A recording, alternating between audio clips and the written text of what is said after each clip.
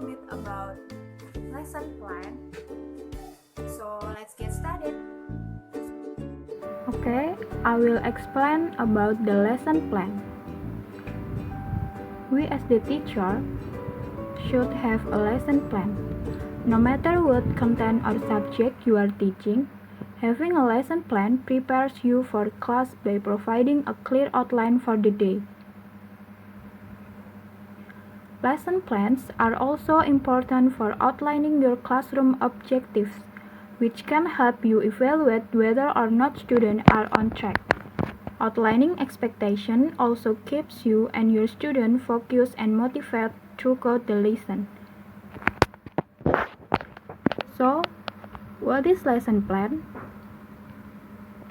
A lesson plan is a document that outlines the content of your lesson step by step.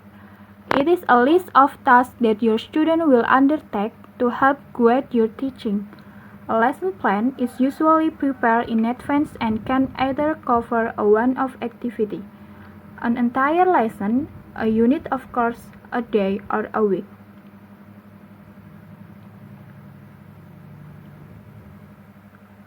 The next is steps for preparing a lesson plan.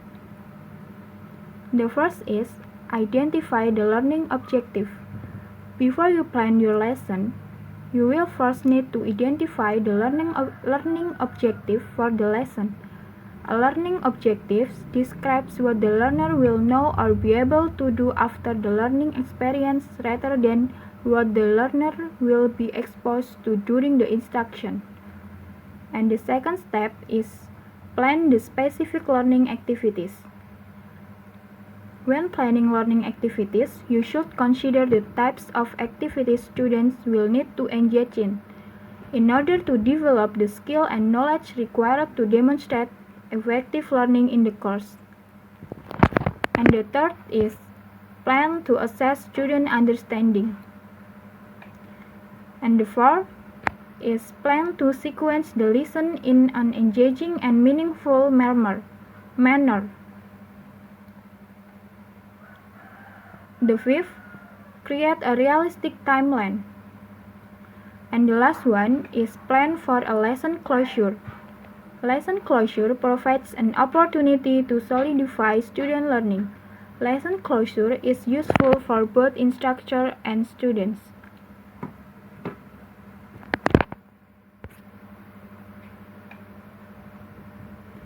And the next, the lesson plan format. The first is, you should have title, time, list of required materials, and list of objectives. The objective may be behavioral objectives or knowledge objective, or what the student knows at lesson completion. And the fifth is the set or breadth. Focus student on the lesson's concept or skill. And the sixth, an instructional component. And the seventh is independent practice, and then a summary, analysis, and the last one is a continuity component. As you can see in the slide, this is the lesson plan format. The example of lesson plan format. Then, what is the advantages of building a lesson plan? The first is inspire personal confidence. Having a lesson plan lets you stay in control of the class and the lesson.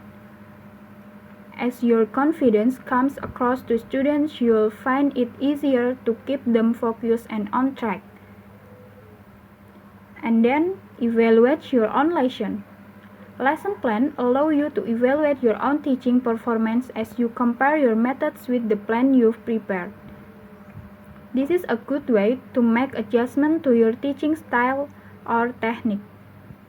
And the third is organization. Lesson plans help you think in an organized manner, visualizing each step of the outline as you walk from one concept to the next. And the last one is a guide for substitute teachers. With your lesson plan as a guide, substitute teacher will know exactly what your students are learning that day, making it easier for them to stay on track to meet any curriculum objectives that are set for your class.